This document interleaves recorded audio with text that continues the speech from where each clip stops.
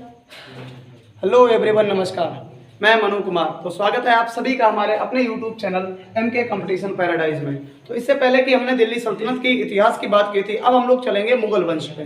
ठीक है, मुगल वंश जो कि आपकी यूपी PET के लिए बहुत ही इंपॉर्टेंट है। ठीक है, तो आप लोग दिल्ली सल्तनत की जितनी भी क्लासेस हुई हैं वो आप लोग देख लीजिएगा। ठीक है, तो मुगल वंश पे चलने से पहले जो है हमारे अटल बिहारी वाजपेयी जी की 4 लाइनें जो कि बहुत ही अच्छी लगती हैं, उनको देखिए, सुनिएगा जरा।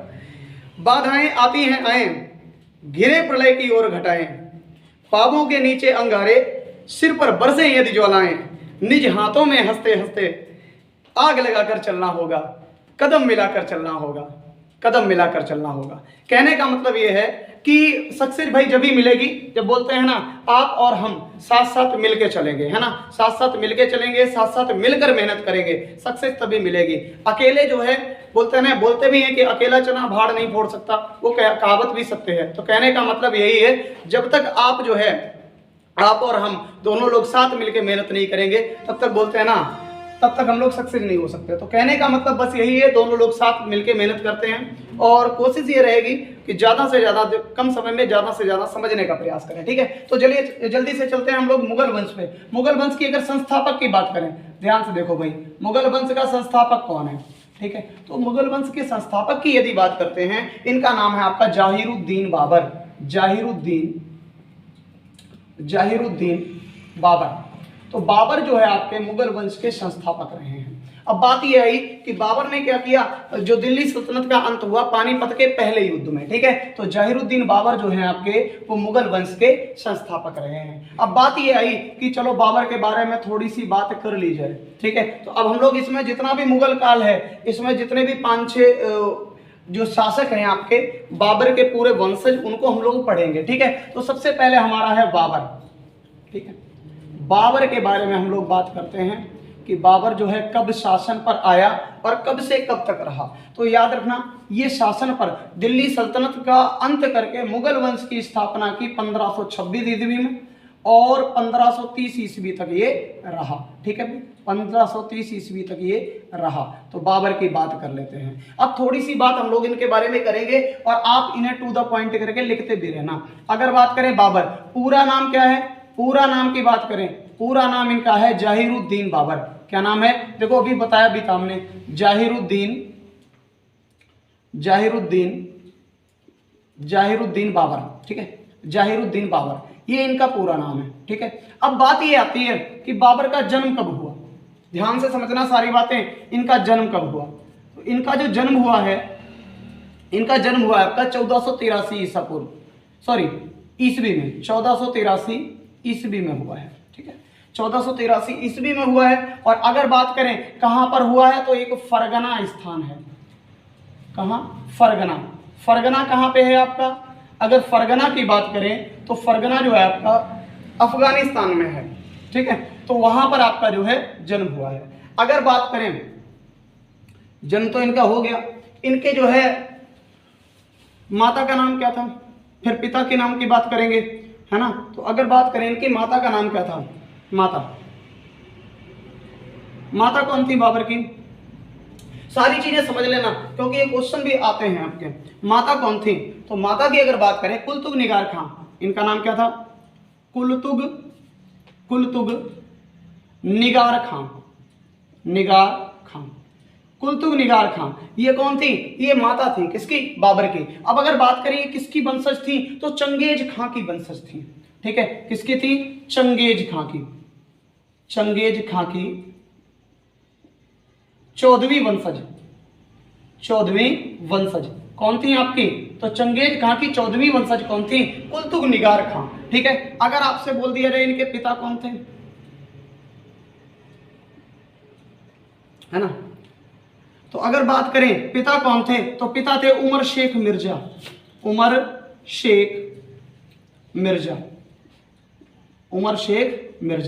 अब बोले ये कौन थे, तो याद रखना ये जो आपके होते हैं ना, चंगेज खां की ये 14वीं वंशज थी और पिता जो है वो तैमूरी वंशज थे, है ना। तो तैमूर लंग के 5वें वंशज,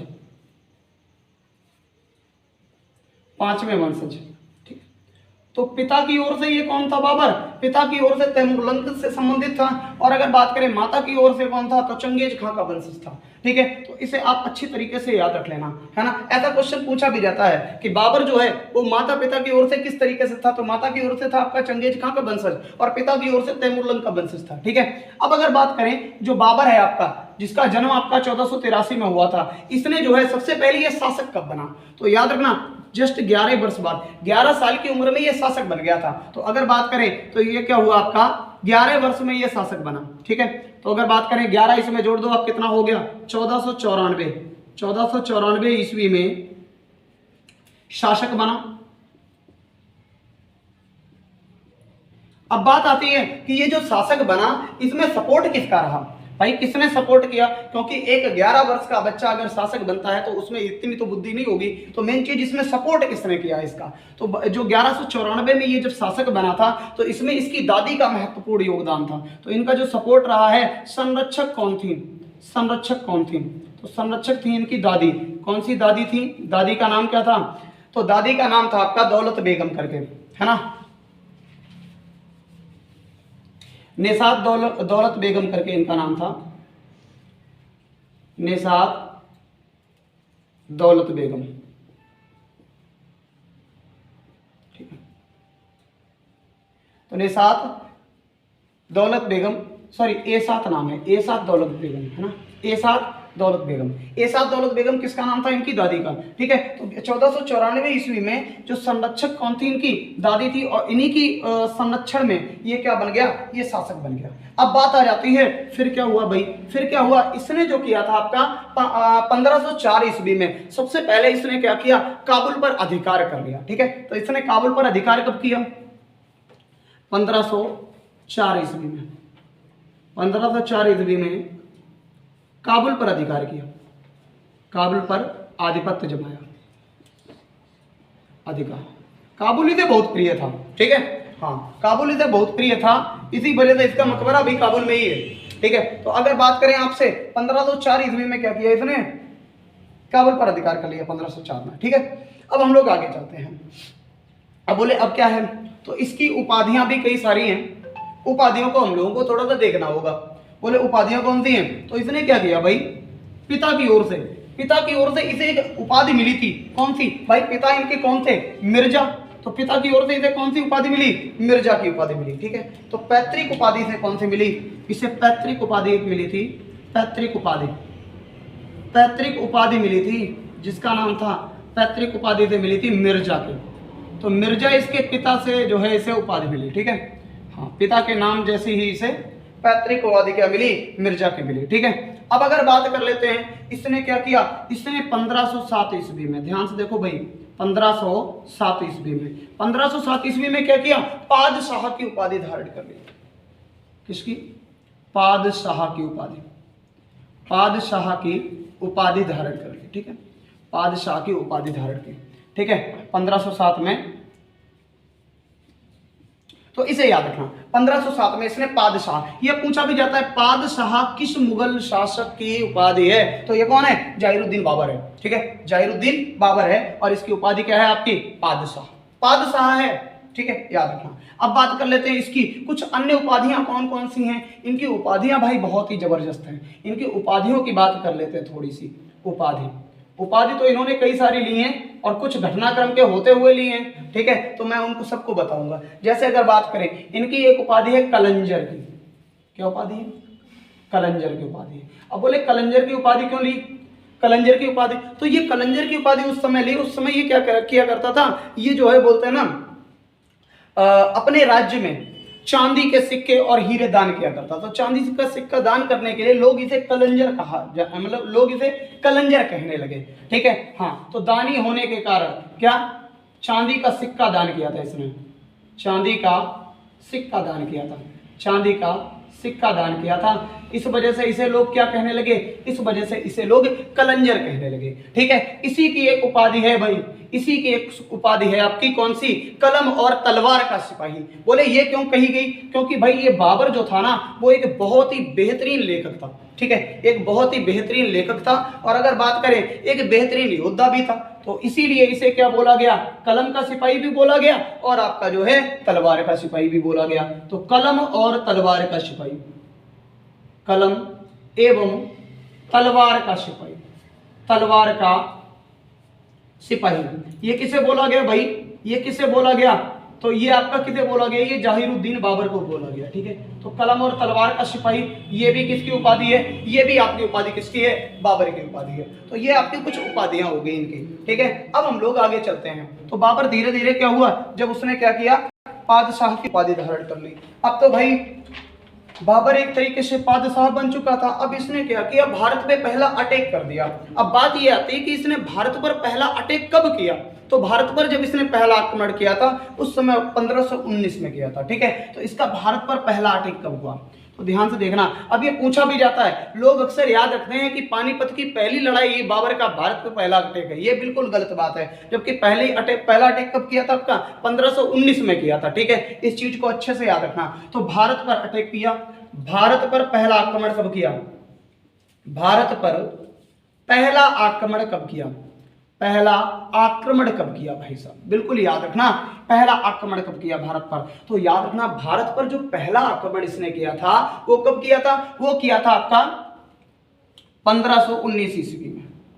ठीक है, 1519 ईस्वी में। अब बात ये आ गई कि ठीक है भाई, ये तो समझ में आ गया 1519 में किया था, लेकिन किस जाति के विरुद्ध में किया था। बात तो ये भी होती है, क्योंकि आक्रमण अगर करेगा तो सीधी सी बात है किसी ना किसी के तो विरुद्ध में ये आक्रमण करेगा ही करेगा, बिल्कुल। तो अगर बात करें, इसने जो है आपका जो आक्रमण पहला किया था 1519 में, ये कहां पे किया था, सिंध प्रांत में किया था। और किसके खिलाफ किया था, तो एक जनजाति के खिलाफ किया था जिसका नाम था यूसुफ जाई जनजाति। ठीक है, तो अगर बात करें, इसने जो आक्रमण 1519 में किया, ये कहां पर किया था, ये सिंध प्रांत में किया था। कहां पर किया था भाई, सिंध प्रांत में। ठीक है, सिंध प्रांत में। अब बोले सिंध प्रांत में किसके खिलाफ, तो याद रखना, इसमें जो खिलाफ किया था आपका यूसुफ जाई जनजाति के खिलाफ, यूसुफ जाई जनजाति के खिलाफ, यूसुफ जाई जनजाति के खिलाफ इसने आक्रमण कर दिया।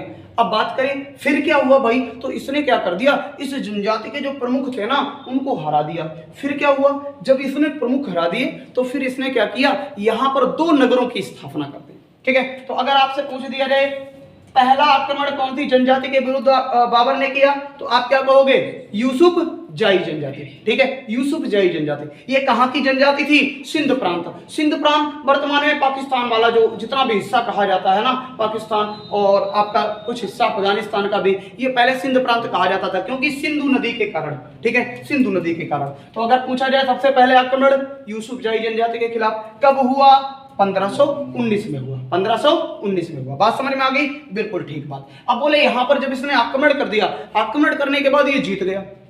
जीतने के बाद क्या हुआ, जीतने के बाद इसने 2 नगरों की स्थापना कर दी। अब बात यहां पर आती है, तो बोले इसने जब ये आक्रमण जीत गया, जीतने के बाद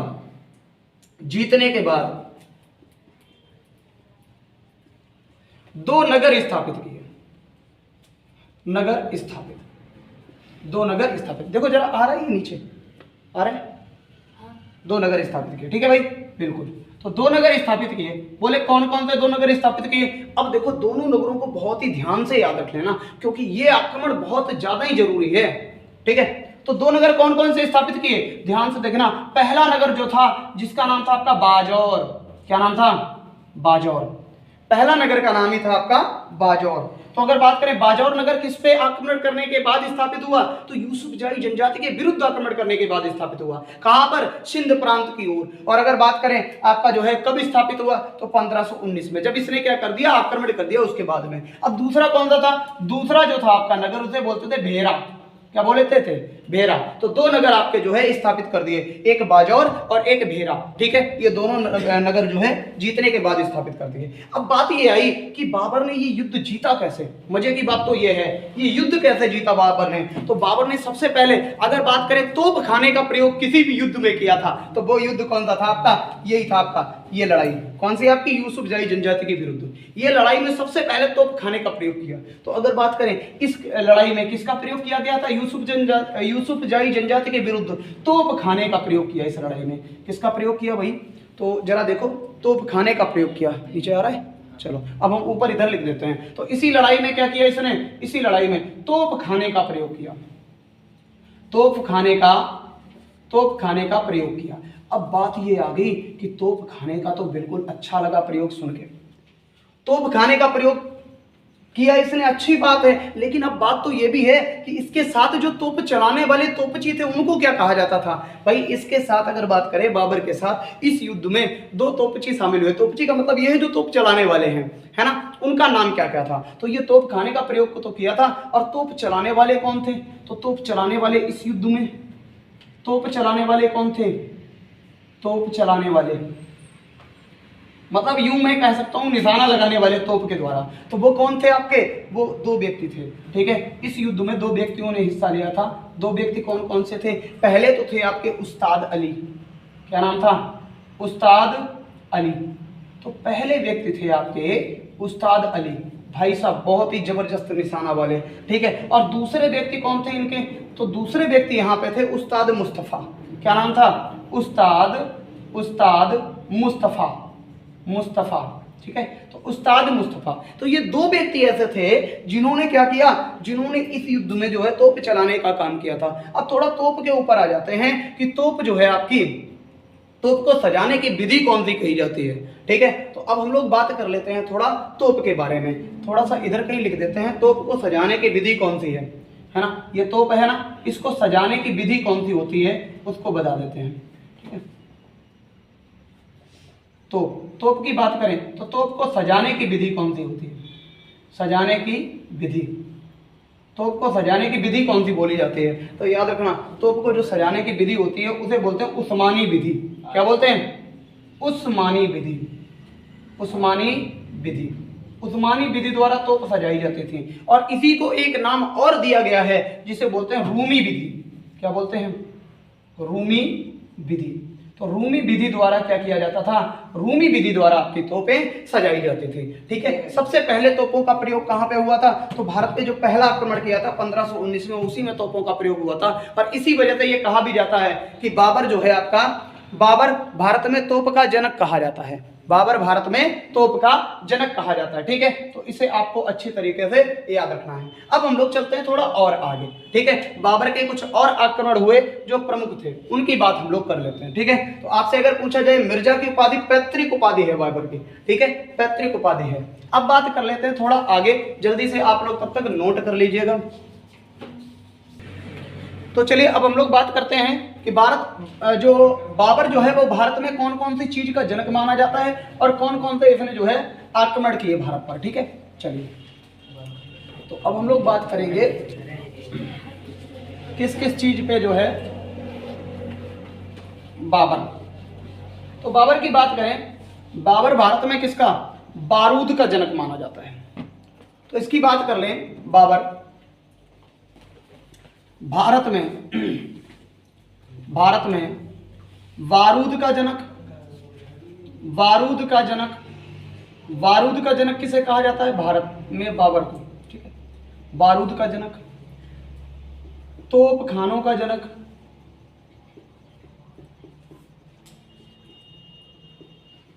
ठीक है। इसके बाद में एक होती है तुगलुमा पद्धति, तुगलुमा पद्धति, ये युद्ध पद्धति होती है जिसे हम युद्ध शैली भी बोलते हैं। इसका जनक बोला जाता है। और इसके बाद में एक और है आपकी चार बाग शैली,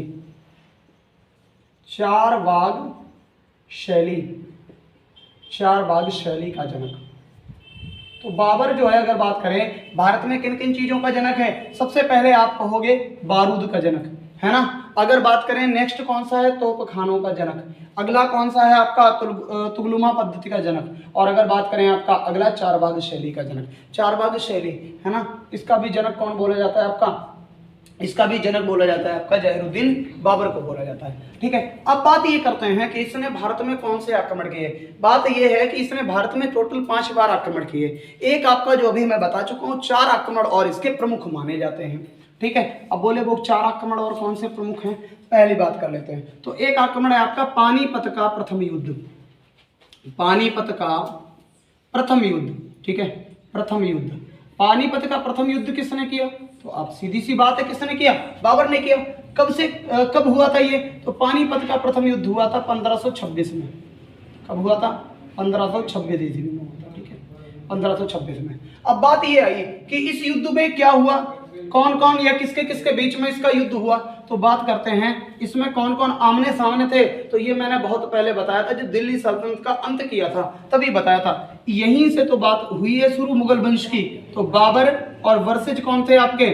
वर्सेज आपके थे इब्राहिम लोधी, इब्राहिम लोधी, ठीक है। तो बाबर वर्सेज इब्राहिम लोधी। इस युद्ध का परिणाम क्या हुआ भाई साहब, ये जरूर समझ लो। इसका परिणाम क्या हुआ?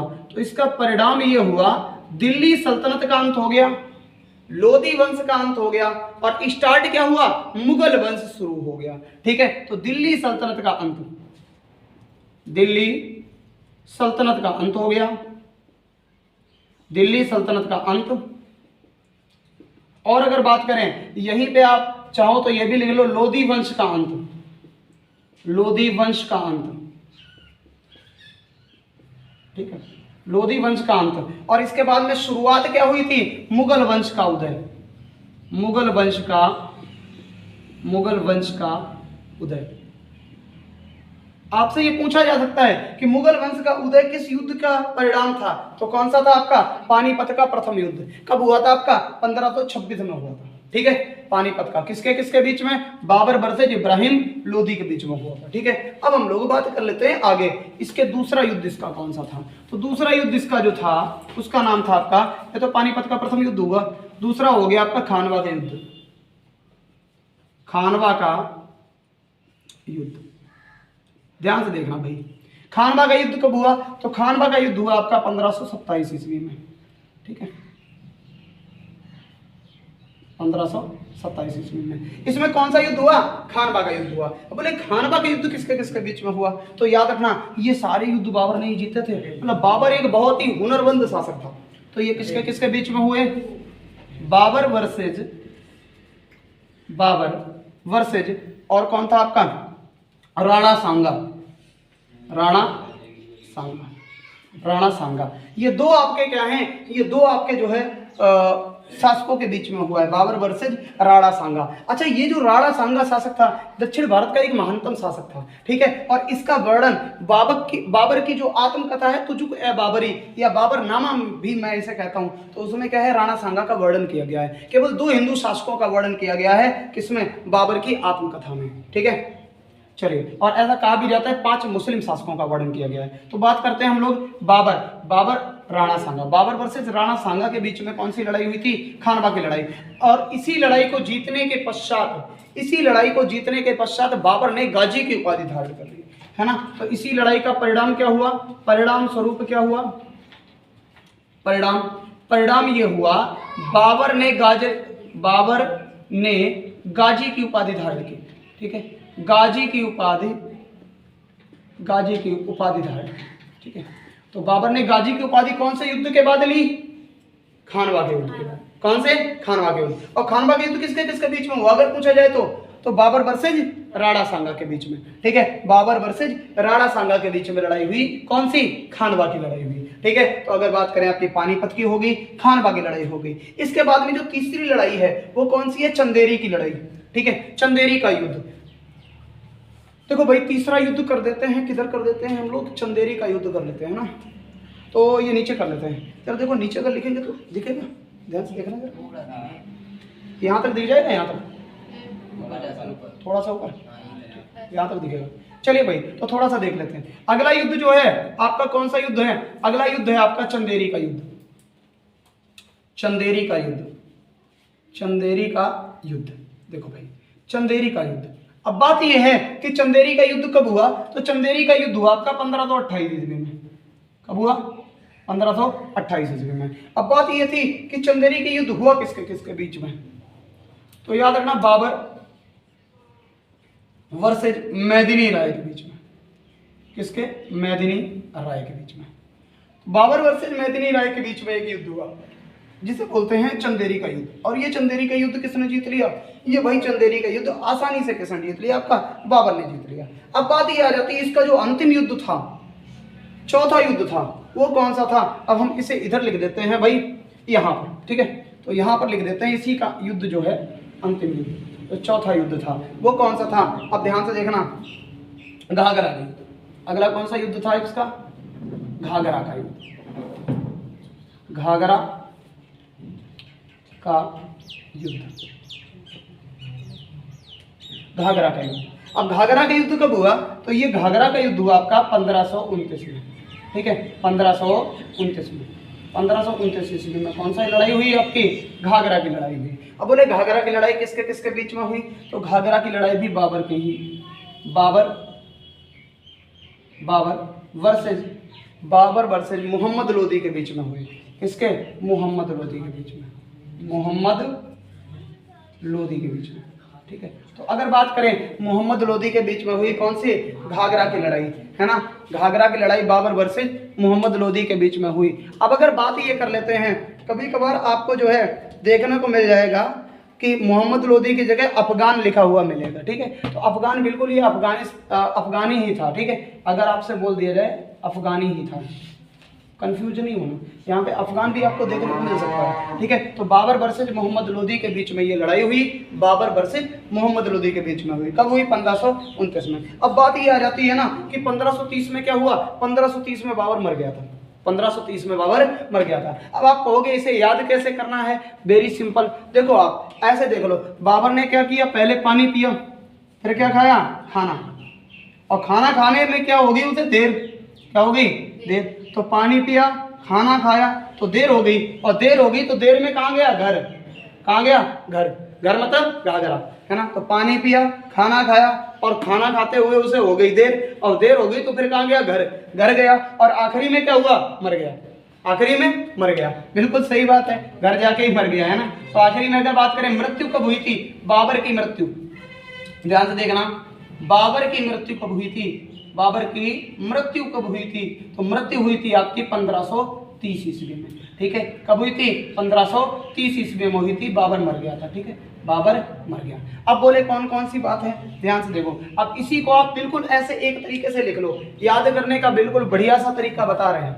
यहाँ से लिखना का स्टार्ट करो भाई, क्या क्या है आपका? यहाँ से 26 से लिखना शुरू कर दो, 1526, इसके बाद में 1527, इसके बाद में 1528, फिर आपका 1529, अगला आपका 1530, ठीक है। ऐसे आपको याद रहेगा, ध्यान से देखना, ऐसे आपको याद रहेगा। ये ईस्वी हो गया, ये भी ईस्वी हो गया, ये भी ईस्वी हो गया। अब बोले क्या करेंगे? अगर बात करें, ध्यान से देखना, 1526 पहले बाबर ने क्या किया? पानी पिया, तो आप कहोगे पानी पिया, उसके बाद में खाना खाया, खाना खाया, उसके बाद में उसे देर हो गई, है ना, देर हो गई, फिर कहाँ गया? घर गया, और फिर क्या हुआ? मर गया, ठीक है भाई, समझ में आ गई बात। तो घर गया और मर गया, इसे आप याद रखना। पानी मतलब पानीपत की लड़ाई, खानवा मतलब खाना मतलब खानवा की लड़ाई, देरी मतलब चंदेरी, ठीक है, देरी मतलब चंदेरी की लड़ाई, ठीक है। अगर बात करें घर, घर मतलब घाघरा का, ठीक है, हाँ। और अगर मर गया तो मर गया, तो वही बात हो गई, है ना। अंतिम संस्कार, सेवानिवृत्त हो गए, है ना, लाइफ से। तो कुल मिला के ये बात हो गई आपकी बाबर के बारे में, ठीक है। अब इनकी कुछ बात होती है, अब मतलब कुछ भी और चीजें, जैसे इनकी आत्मकथा क्या थी, है ना, और इसने क्या क्या किया, थोड़ा सा और हम लोग बात करेंगे, ठीक है। तो इतना जब आप लोग नोट कर लो, इसके बाद में हम लोग फिर आगे चलते हैं बाबर के ऊपर। तो अब हम लोग आगे चलते हैं बाबर के बारे में। बाबर की मृत्यु के बाद फिर क्या हुआ भाई? हाँ, बाबर को दफनाया गया। अब बोले दफनाया कहाँ पे गया? हाँ, गड्ढा खोदा गया अच्छे से, खूब बड़ा सा, है ना, कितने का? 6x2 का, ठीक है। अच्छा, उसमें जो है दफना दिया गया। अब बात ये करते हैं बाबर को कहाँ दफनाया गया, ध्यान से देखना। तो बाबर को ध्यान से सुनो, है ना, एक आराम बाग को कहते हैं नूर अफगान, है ना। तो आराम बाग में इसे क्या कहा जाता है? नूर अफगान, हाँ, नूर अफगान में दफनाया गया। ठीक है। लेकिन क्या हुआ, अब इसे दफना तो एक बार दफना दिया गया आराम बाग में, फिर क्या हुआ, फिर इसे फिर से उखाड़ लिया गया, है ना, और इसे कहाँ ले गए, काबुल में ले गए। ठीक है, तो अगली बार क्या हुआ, लेकिन जो है दोबारा इसे फिर से दफनाया गया, मतलब रिकॉर्ड बना दिया भाई बाबर ने, है ना। लेकिन दूसरी बार इसे कहाँ पे, काबुल में दफनाया गया, काबुल में दफनाया गया, है ना, दफनाया गया। तो भाई साहब ये याद रखना, है ना, पहले कहाँ पे दफनाया गया था, आराम बाग में, फिर इसके बाद में कहाँ पे, काबुल में। तो काबुल में, अब काबुल कहाँ पे है, अफगानिस्तान में। और वर्तमान में अगर बात करें बाबर का मकबरा कहाँ पे है, तो ये अफगानिस्तान के काबुल में ही स्थित है ना। तो अगर बात करें काबुल में, इसी में बना है बाबर का मकबरा,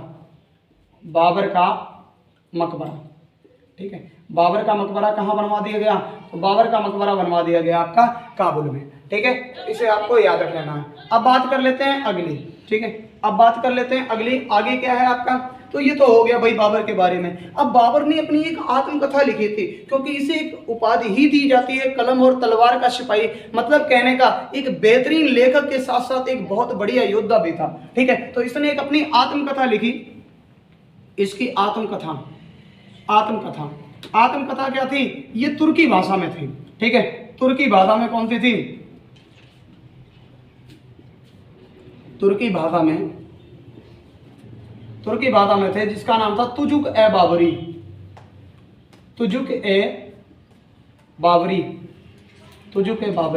तो तुजुक ए बाबरी पुस्तक किसमें थी, तुर्की भाषा में थी, किसकी, बाबर की आत्मकथा थी, ठीक है। तो बाबर की आत्मकथा थी कौन सी, तुजुक ए बाबरी, और कौन सी भाषा में थी, तो ये भाषा थी आपकी तुर्की। अब बात ये थी, इनके जो बोलते हैं ना दरबारी कवि, जिनका नाम था अब्दुल रहीम खान खाना, है ना, अब्दुल रहीम खान खाना। तो इन्होंने क्या किया, इन्होंने ये तुर्की भाषा की जो रचना थी तुजुक ए बाबरी, इसका फारसी में अनुवाद कर दिया, ठीक है। तो इसी भाषा का फारसी में अनुवाद कर दिया, फारसी में अनुवाद। तो इसी रचना का फारसी में जब अनुवाद हो गया, इस रचना का, किसका, तुजुक ए बाबरी का, तो ये क्या कहलाई, तो ये कहलाई बाबरनामा।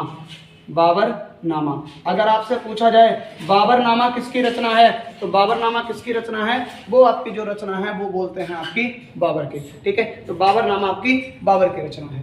अब बात किया जाता है कि इसे एक पद्य शैली है मुबैयान, एक पद्य शैली है मुबैयान, उसका भी जनक किसे बोला जाता है, बाबर को बोला जाता है, ठीक है। अगर आपसे बोल दिया जाए एक पद्य शैली है जिसका नाम है आपका मुबैयान, है ना, तो क्योंकि ये इतना एक अच्छा लेखक हुआ है, इसने एक पद्य शैली का जनक भी इसे बोला जाता है। तो मुबैयान नामक पद्य शैली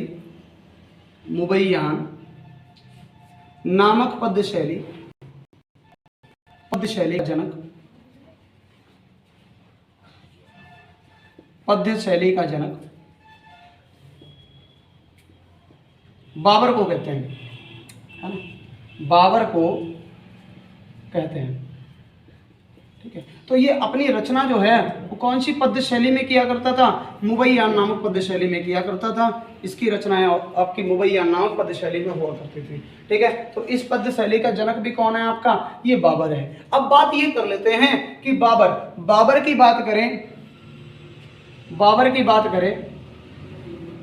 बाबर के उत्तराधिकारी कौन थे, है ना, बाबर के उत्तराधिकारी मतलब पुत्र कितने थे, तो बाबर के पुत्र की बात करें, देखो खाली हुमायूं इसका पुत्र नहीं था, इसके 4 पुत्र थे। लेकिन वो बात अलग है कि सबसे ज्यादा बोलते हैं ना रिस्पॉन्सिबल कौन था, वो आपका हुमायूं था। सबसे ज्यादा बोलते हैं ना होशियार कौन था, तेज कौन था, वो हुमायूं था। तो इसके कितने पुत्र थे, 4 पुत्र थे। कौन से, हुमायूं,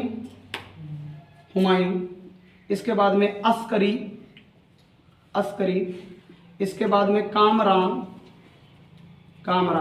और एक लास्ट में है हिंदाल, ठीक है, हिंदाल। तो अगर बात करें कौन कौन से थे, हुमायूं, अस्करी, कामरान और हिंदाल। लेकिन अगर बात करें इसमें सबसे ज्यादा जो बोलते हैं ना, सबसे ज्यादा काम का था, जिसको बोलते हैं जो उत्तराधिकारी हुआ, वो कौन हुआ, हुमायूं। तो हुमायूं जो है इसका क्या हुआ, राजपाट का उत्तराधिकारी हुआ।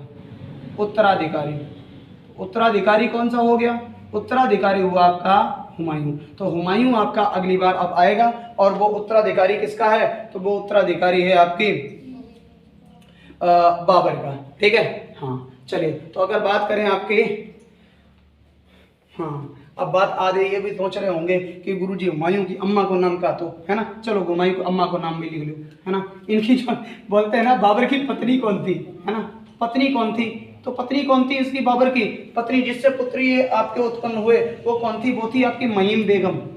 नाम क्या था इनका, महीम बेगम, महीम बेगम, ठीक है।